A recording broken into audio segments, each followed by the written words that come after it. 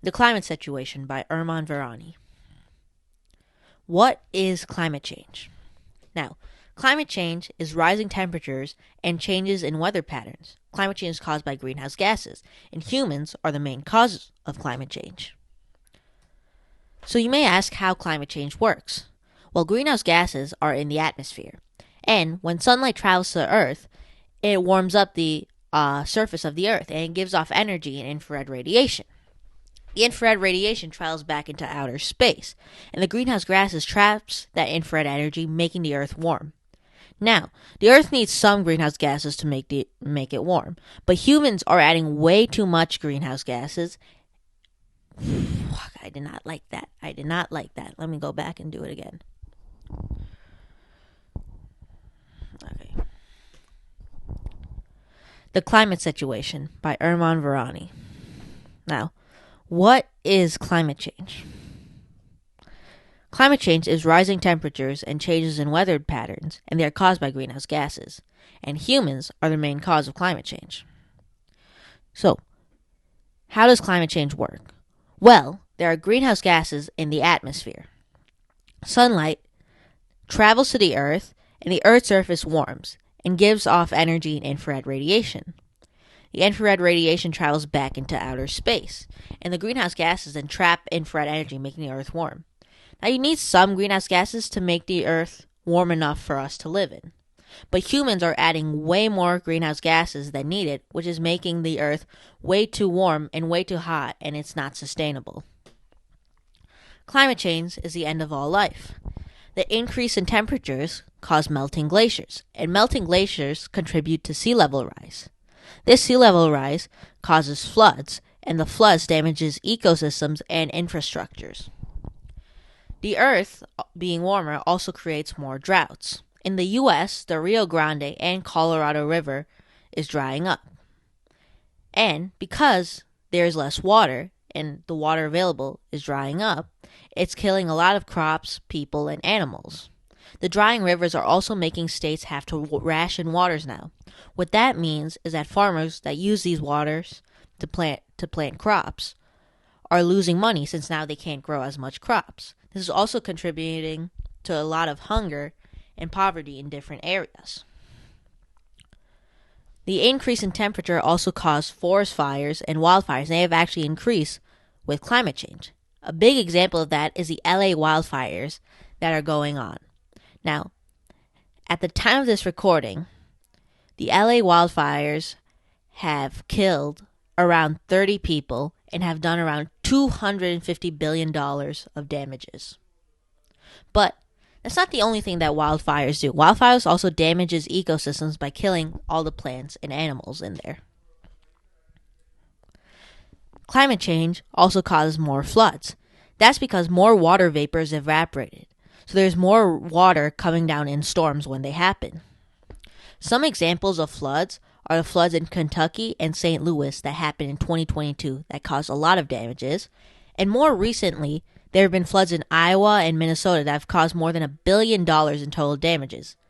And the Iowa and Minnesota ones happened in 2024. Climate change causes changes in weather patterns and natural disasters. And those natural disasters are floods, hurricanes, and more. Examples of those are Hurricane Helene, which happened in 2024, Hurricane Katrina, and Hurricane Harvey. Natural disasters kills people, destroy homes, destroy communities, and infrastructure, leading to economic downfall. As a matter of fact, natural disasters in 2024 cost the U.S. more than $200 billion in 2024. So now, what contributes to climate change? Well, the main things that contribute to climate change are fossil fuels, greenhouse gases, deforestation, meat consumption, and food wastage. Next, we're going to be talking about the three main fossil fuels and the three main greenhouse gases. One of the main greenhouse gases is CO2. CO2 enters as a primary greenhouse gas, and what do I mean by that? According to the EPA, 75% of all greenhouse gases is CO2. That means there is more than 1.5 trillion tons of CO2 in the air. According to Coast-Gazard, the U.S.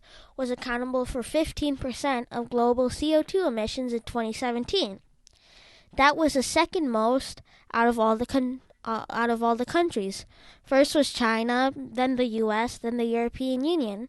Combine those three, and that's half of the world. That's half of the CO2 emissions in the world. Now, if we look at it historically, the U.S. has emitted the most CO2 emissions historically. The U.S. has emitted about a quarter of all emissions, and that is 400 billion tons of CO2. So, if we look at it per person, the average person emits 5 tons of CO2 per year. The average American emits 16 tons of CO2 per year. So to put that into perspective, in 3 days, we produce more CO2 than the average person in Nigeria does in 1 year. Now, if we look at it by class, the upper middle class and the wealthy produce more CO2 emissions than the less wealthy. They produce 86% of all CO2 emissions. They do this since we have access to more things that emit CO2. So CO2 naturally enters the atmosphere when plants and animals die. Humans release it when we burn fossil fuels, and we release a lot of CO2. According to the EPA, CO2 has a GWP of 1, and GWP is basically a measurement of how much energy 1 ton of a gas's emissions can absorb in a period of time. More GWP, it means more that gas is dangerous and more it contributes to climate change. But there are also other factors like how much of that gas is there in the atmosphere and how long it stays in the atmosphere. CO2 stays in the atmosphere for about 40 years. That means there's CO2 in the air from 1982. So where does the CO2 come from? Like, how do we emit it? Well, one way we emit it is from transportation. That accounts for 33% of the emissions. And we use fossil fuels for energy, and fossil fuels emit CO2. We use fossil fuels like gas and oil for energy and fuels in cars, planes, trucks, and we drive and fly a lot. Then the second biggest source of where we emit CO2 is electricity. So now if we look at electricity, 61% of electricity uses fossil fuels, mainly coal, to generate electricity. But we need fossil fuels to power our homes and businesses. We need it to power lights, and we need it to have electricity, and we need it for devices that need electricity. Then if we look at, then there's other sources where CO2 can get emitted from, like industry and etc. Now let's look at another greenhouse gas, methane. Its GWP is 25, which means it's 25 times more dangerous than CO2, according to the EPA. It accounts for 11% of the greenhouse gases in the air, stays in the air for 12 years, and it comes from natural gas systems, livestock like cows and lamb, and it comes from food waste and landfills.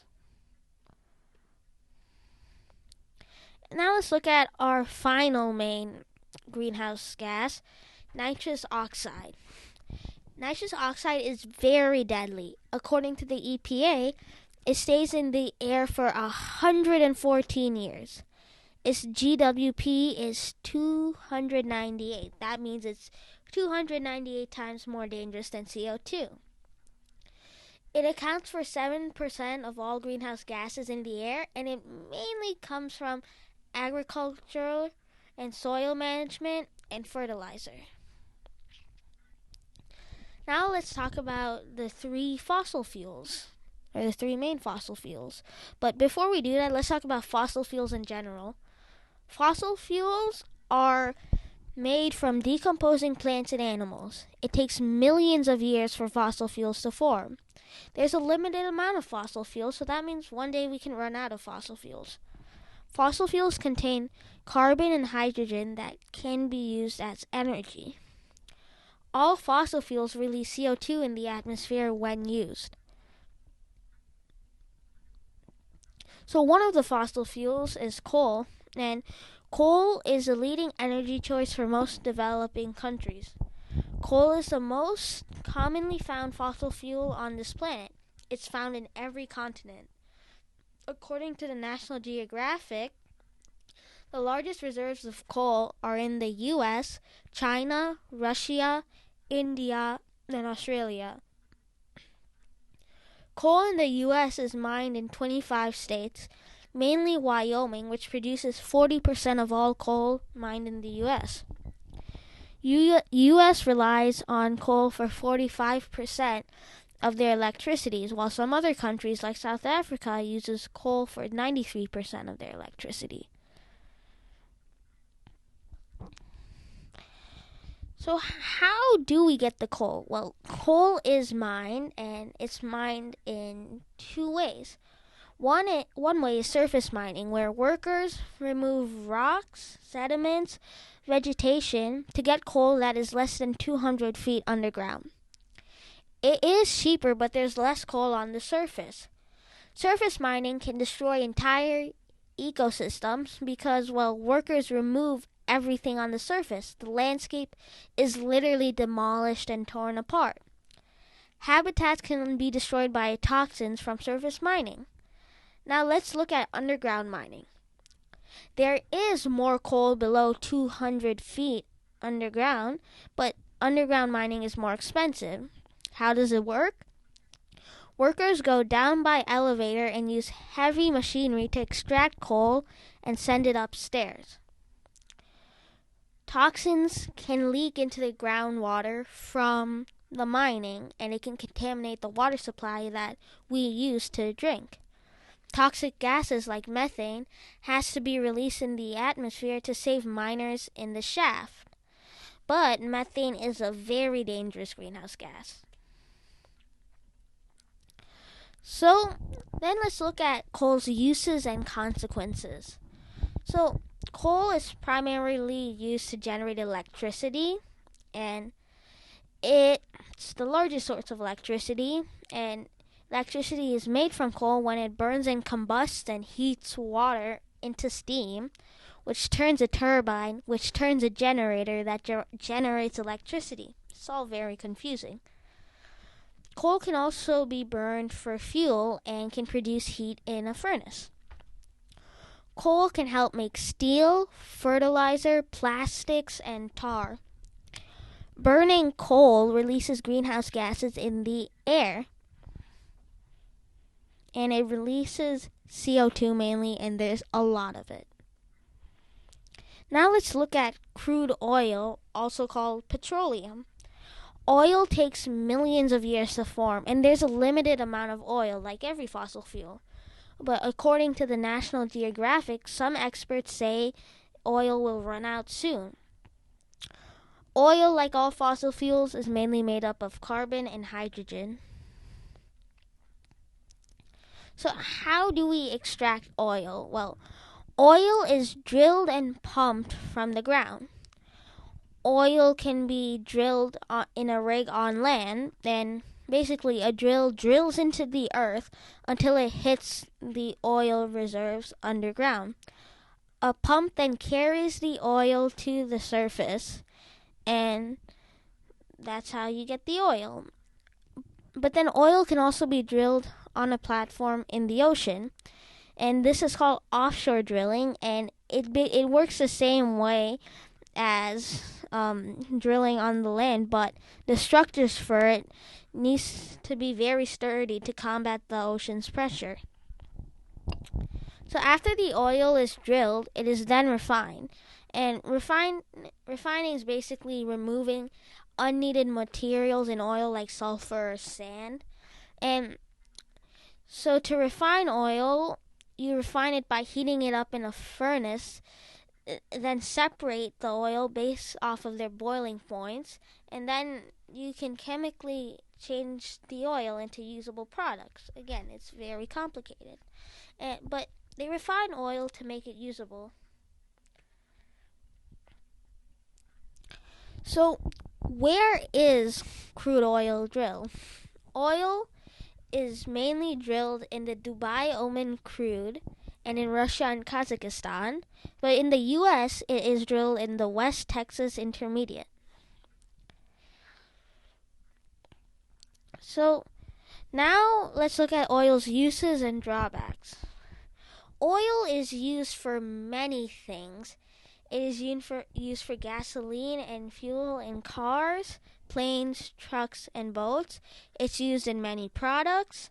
But for every gallon of combusting gasoline, which is gas or crude oil, it emits 17 to 22 pounds of CO2. The average person in the US uses 300 plus gallons of gasoline per year. So you can see the problem. Now let's look at natural gas, which is the last main fossil fuel. Natural gas, like all fossil fuels, takes so long to form. Natural gas deposits are found near oil deposits. There are multiple types of natural gas, but they're mainly broken down into two categories. Conventional gas, that means gas that is economically affordable and easy to extract. And that gas is basically trapped in passable material beneath unpassable material. Then the other category is unconventional gas. It's basically the opposite of conventional gas. It's not easy to extract and costs a lot of money and is found deep underground in almost untouchable places.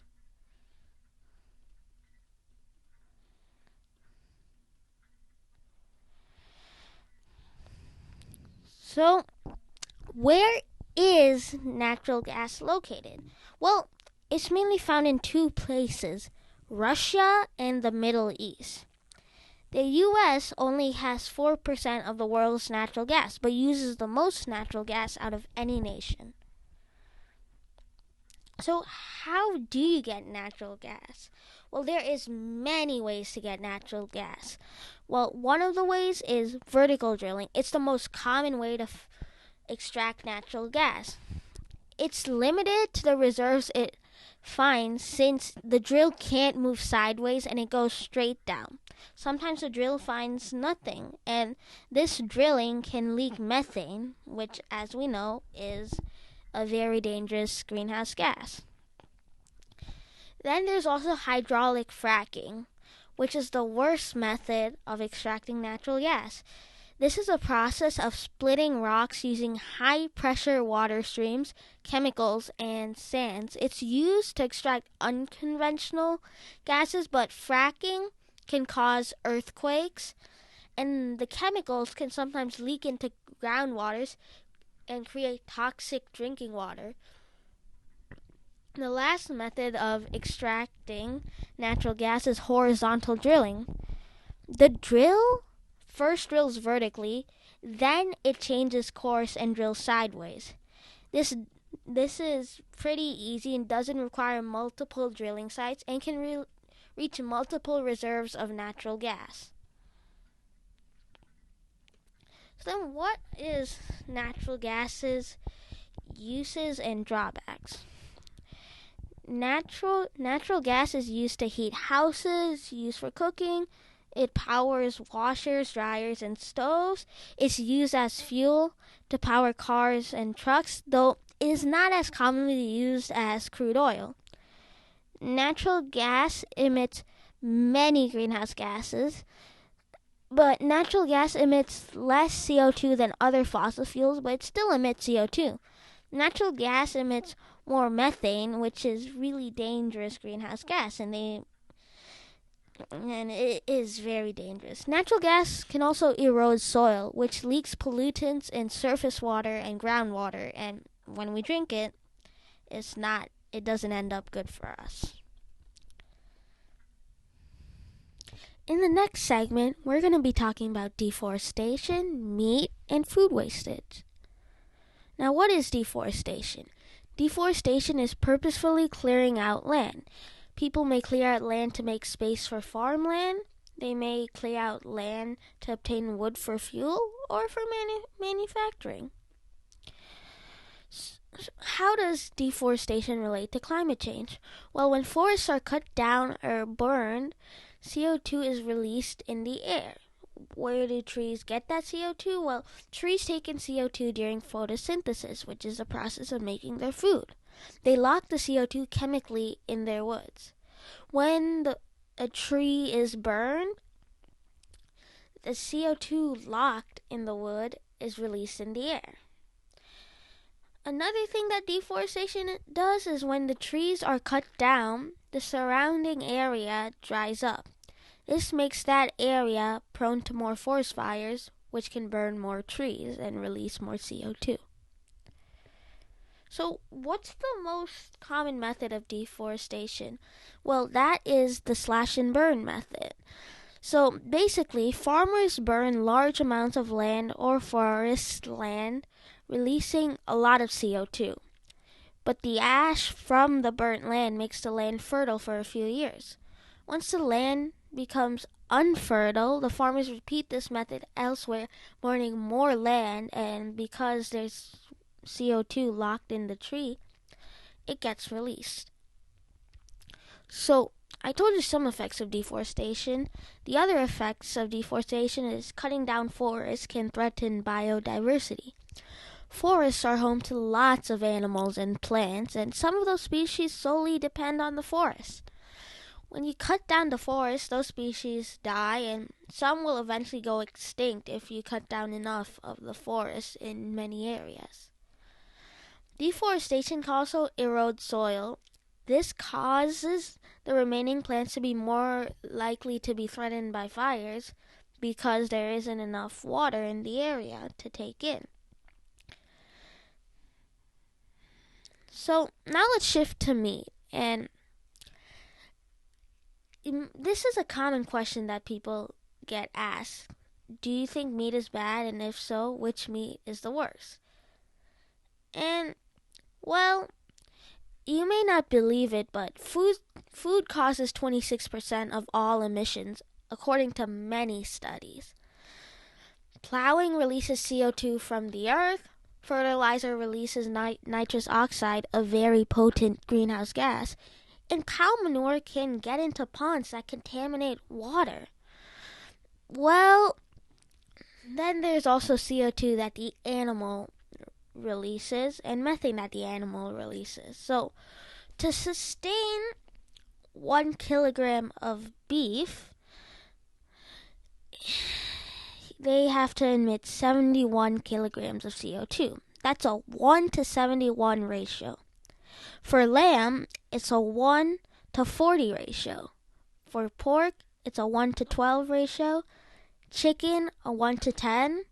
And for plant foods, that's when you can get a little less. You can get 1 to 4.6 kilograms of CO2 to 0.5 kilograms of CO2. So plants are really the most eco-friendly food. So then another question that you may have, why does meat emit a lot of CO2? Is it because of transportation? Because we know transportation emits CO2. Or is it about something else?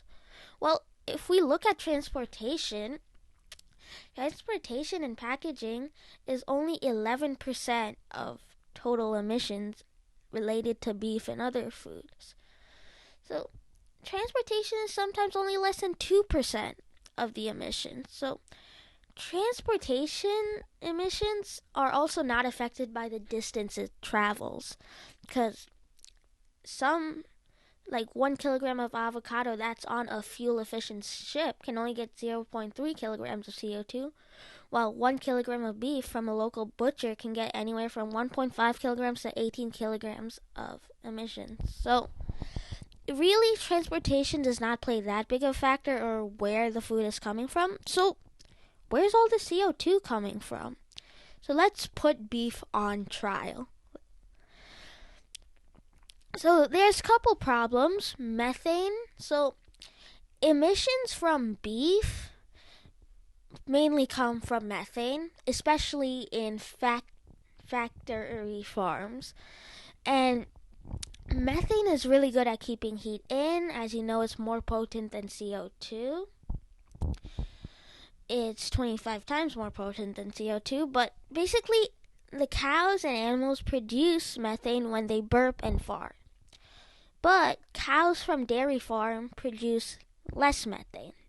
And dairy farms are more spacious. They have more space and better food. So that's why the cows don't produce that much methane. But here's where the CO2 comes in play. Because dairy farms are more spacious, they have to burn forests for that spacious land. And we know deforestation releases a lot of CO2 in the air, and it also threatens biodiversity in the area. So, at the end of the day, you got dairy farms that releases so much CO2, and you got factory cows that can produce the same emissions in methane. So, we like beef, let's just say it. I know I used to like my burgers, and I know there's a lot of people that like burgers. So, is meat really that bad that in the way that it is? Well, there's a couple of things. So, one argument for meat is that cows and other animals create food that we can't get without them, like milk and dairy. But there's a catch. So, farms use 50% of all land, or usable land. Half of the farmland is for animals, and most of the farmland is used for animals is grassland. Grassland, though, cannot sustain that many cows. It can only sustain 13% of all cows. So we cannot put cows on a prairie. That is unsustainable. Cows and other animals mainly need to eat crops, not eat grass. So here's the thing. 40% of all cereal crops like wheat is just used for them. We barely get any. And then 77% of soy crops is used for animals. We barely get any again. And to give you another image of how unsustainable it is, almost said sustainable, to generate 1 kilogram of steak, cows need 25 kilograms of food for 1 kilogram of their body to live, and 15,000 liters of water. So if we just didn't eat the animals, we could feed 3.5 billion more people if we ate the food that we gave to the animals. That can solve world hunger, guys. That's insane. Okay, so how do other foods fare? We know beef is unsustainable. What about other foods? So let's look at eggs and milk. So you can eat eggs. Eggs have a lower emission than any meat. Then there's also dairy like milk, cheese, and yogurt. They have less emissions than any meat. But there's, as you know, there's vegan milk and dairy milk. So dairy milk is more harmful for the environment than non-dairy and vegan milks. The two best non-dairy milks are oat milk and soy milk. And they're better because dairy cows or cows that make the milk uses more land and water, because on dairy farms everything's bigger. And then the non-dairy milks, they don't use that much land and water, so they have also less emissions because they come from plants. But there's also some other dairy milks like almond milk that uses less land but uses a lot of water. So then let's look at cheeses. Cheeses like cheddar and mozzarella can sometimes have more emissions than some meat like chicken. But if you eat cheeses like cottage cheese and cream cheese, they have less emissions than meat. So now let's look at seafood. We haven't been really talking about it. So seafood has the least amount of emissions than any meat on land. So compared to pork, chicken, steak, or whatever you want to eat, those come from animals on land, and seafood has less emissions than that.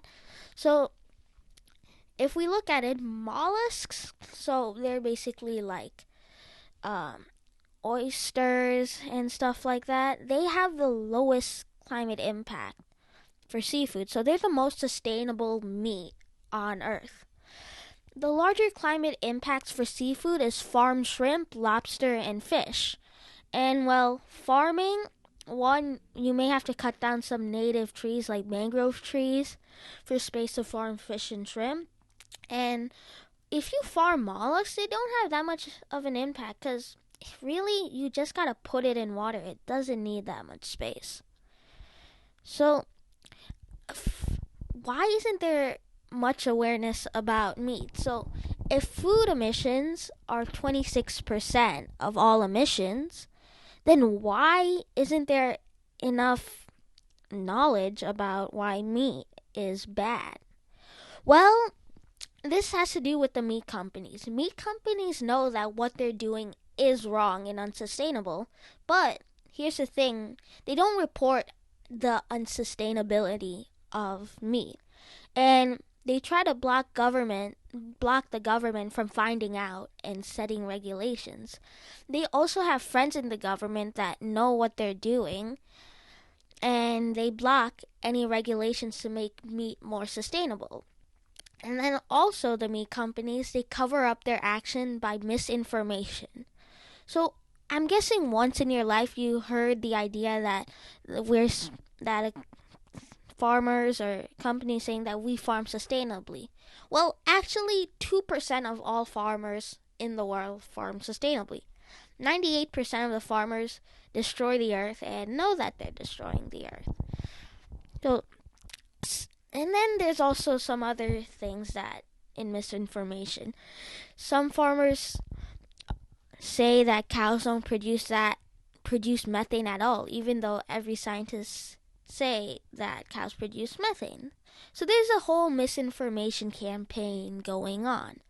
Another thing why there isn't that much awareness about meat is that you don't see how much pollution is getting produced by the farms because you're not on the farms. So the companies can say that, oh, we're not polluting anything. I mean, you don't see it. And then there's another thing. Climate organizations focus more on oil and fossil fuels than meat. So the meat companies have a break. So let's pivot our gears to food wastage. So big question, do you like leftovers? And well, here's the thing. Leftovers are a good way to stop food wastage. And why is food wastage bad? Well, when you waste your food, you waste more than your food. You waste your money that it took to buy the food. You waste the water it took to sustain whatever you're eating. And you waste the emissions that the food may produce when it was living. You basically waste the food and you waste everything else. Then, here's the thing. In the world, 1/3 of the food there is wasted. So let's say if you have 3 hot dogs or 3 corns on the cobs, one of it is just going to go straight into the trash. And so 1/3 of all food is about 1.3 billion tons of food. The average American throws out a pound of food a day. And we could use all that food to feed people, but it's just wasted. And the thing how food wastage relates to climate change is that when food is in landfills, it generates methane. And we know methane is one of the most dangerous greenhouse gases. So food wastage is really, really bad for both your money and for the environment. This next segment, we're going to be talking about renewable energy. And renewable energy sorry, is good energy. And renewable energy is energy that can be naturally replenished. It's everlasting. And it can come from the sun, the wind, the water, and from other sources. And renewable energy generates clean electricity. That means it does not emit any greenhouse gases. And one thing that can produce renewable energy are wind turbines. And wind turbines uses the wind's kinetic energy to generate electricity. And kinetic energy is any energy in motion. So like basically when you throw a ball, that's kinetic energy. Similarly, the wind moving, that's kinetic energy. And 24 hours of the wind's kinetic energy generates 35 times more energy than humanity uses in the same amount of time. And they do this through blades. And the wind turbines blades, they capture kinetic energy and they change it into rotational energy. There are two types of blades: the vertical axis blade, which can use wind from any direction but is much less efficient, and the horizontal axis blade, which turns to face the wind, but it does capture more wind. It's more common and more efficient. The blades are like curved like airplane wings, so the wind travels faster over the curved area. This creates a low pressure pocket below, forcing the blades to move upwards or lift. And the blades turn rotational energy into electricity using a generator that's inside the wind turbine. So to say it again, to reiterate it, the blades capture the wind's kinetic energy, turn it into rotational energy, and that rotational energy turns a generator that's inside the wind turbine. And the generator generates electricity. Another form of renewable energy is solar panels. And so solar energy creates more energy than the whole population of humans creates. And solar energy can let's say be harnessed by solar panels, which are made up of smaller units called solar cells. And these cells are made from a semiconductor like silicon, which silicon is the second most common element on the earth, so that's useful. And solar cells use two layers of silicon, the N layer and the P layer. The N layer has N atoms that have extra electrons, while the P layer has those P atoms that has extra holes. And the electrons, they can cross sides, creating a positive charge on one side and a negative charge on the other. So how a solar panel works is when the light's tiny particles, called photons, comes from the sun, and if they come with enough energy, it knocks an electron off its bond from its atom, leaving a hole. Both the negative charged electron and the positive charged hole can wander around. Negative electron goes on the N side, which is the negative charged side, and the positively charged hole goes to the positively charged side, the P side.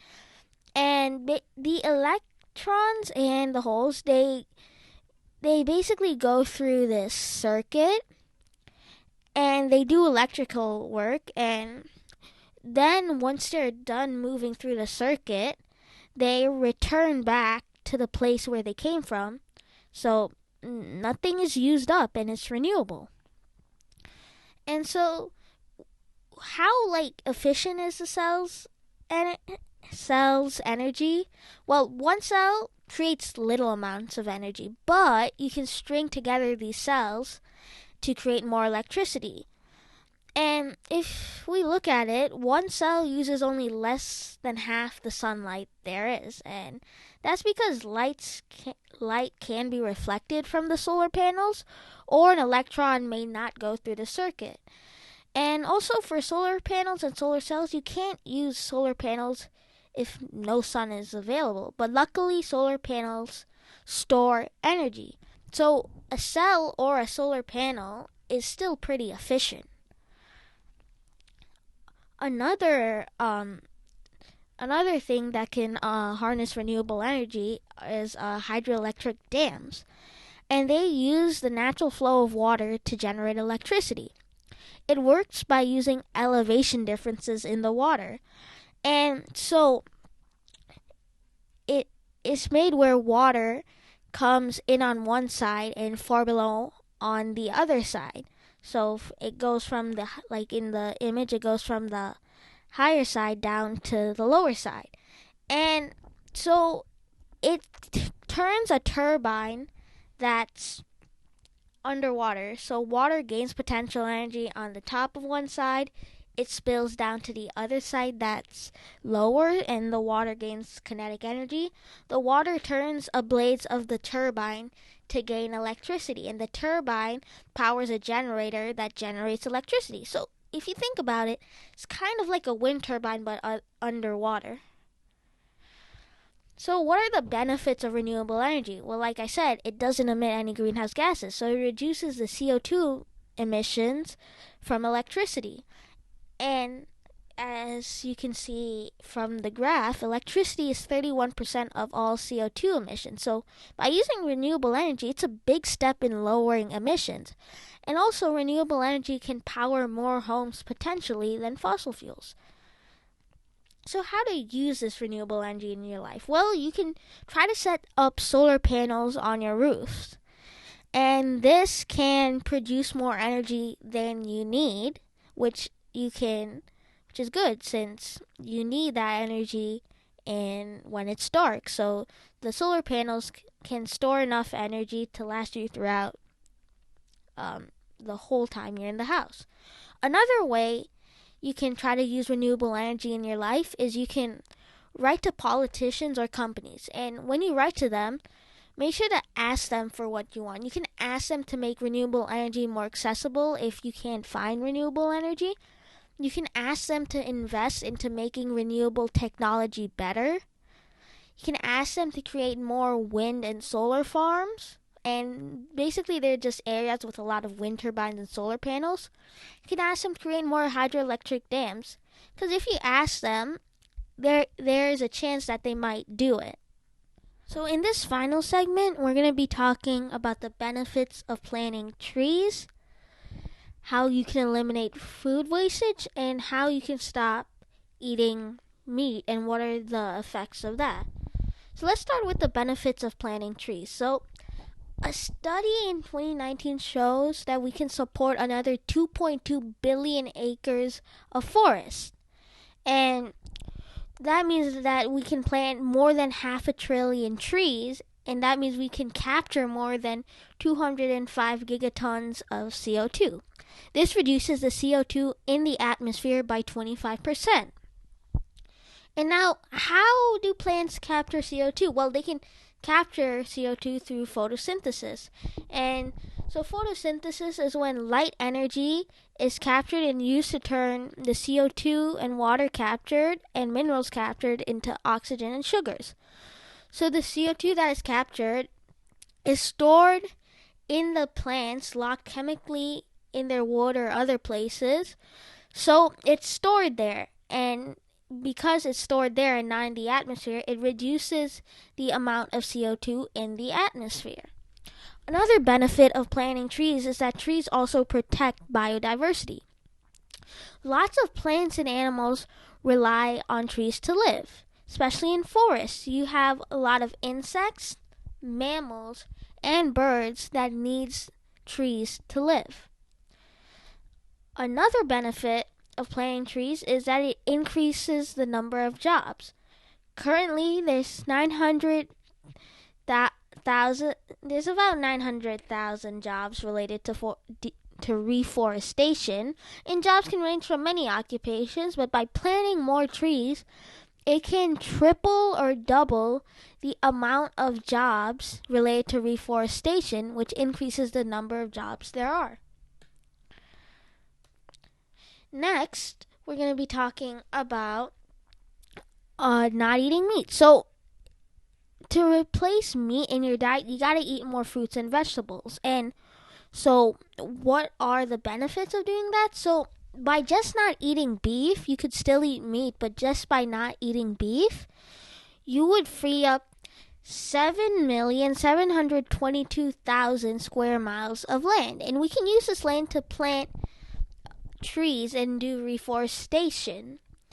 And so, replacing red meat with other meats or vegetables can reduce 20% of all food emissions. If you would start having a vegan diet, which means not eating any animal products, you would free up about 11.5 million square miles of land.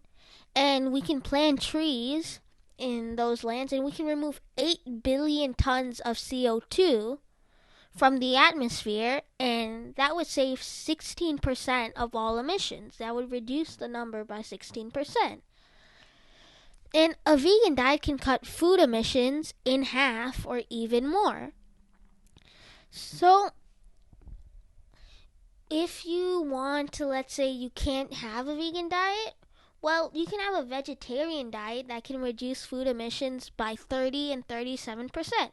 But the underlying thing here is that we should be eating more fruits and vegetables because that will reduce our emissions related to food and meat.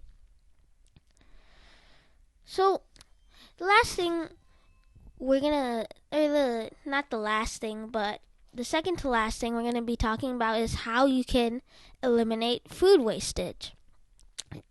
And so if we stop food wastage in general, we can save 6 to 8% of all emissions.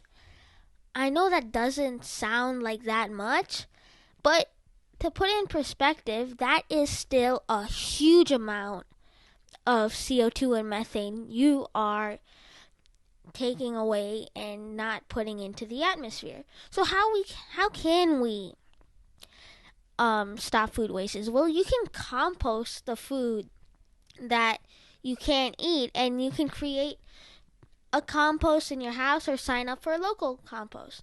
You can also save your leftovers that you have and then eat them later. And so let's say whatever you do not eat, you can just eat it the next day, because if you don't eat it, that means you're just wasting your money that you used to buy the food. Also, another thing you can do is you can put less food on your plate.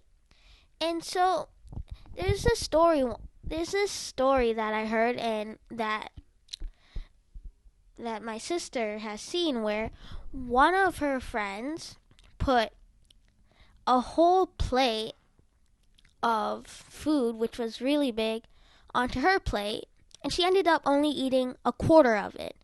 The 3/4 she did not even bother to take home, and she just gave it back to the restaurant, and the restaurant threw it in the garbage.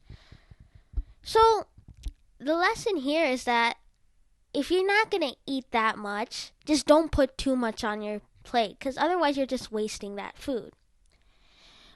Another thing you can do to stop food wastage is you can donate unopened food that you had and you're not going to eat. And then the last thing is that at restaurants, you can just share meals amongst friends and family, and you like relating to putting too much on your plate, you can just not order that much food. So now the last thing we're going to talk about is ways to make change in society. And so one way you can do that is writing to politicians. So we don't make laws, but the government makes laws, politicians make laws. So you can write to politicians and ask them, what laws do you want to make? And it's their job to listen to you and make those laws. And another way you can make sure that the government is making the laws you want is you can tell your parents to elect people that will address the issues that you want to be addressed. So that's it for this presentation. And so now what we're going to be doing is we have a couple of review games and Google Forms that you can play, and whoever gets 100% on them can have lollipops and Jolly Ranchers.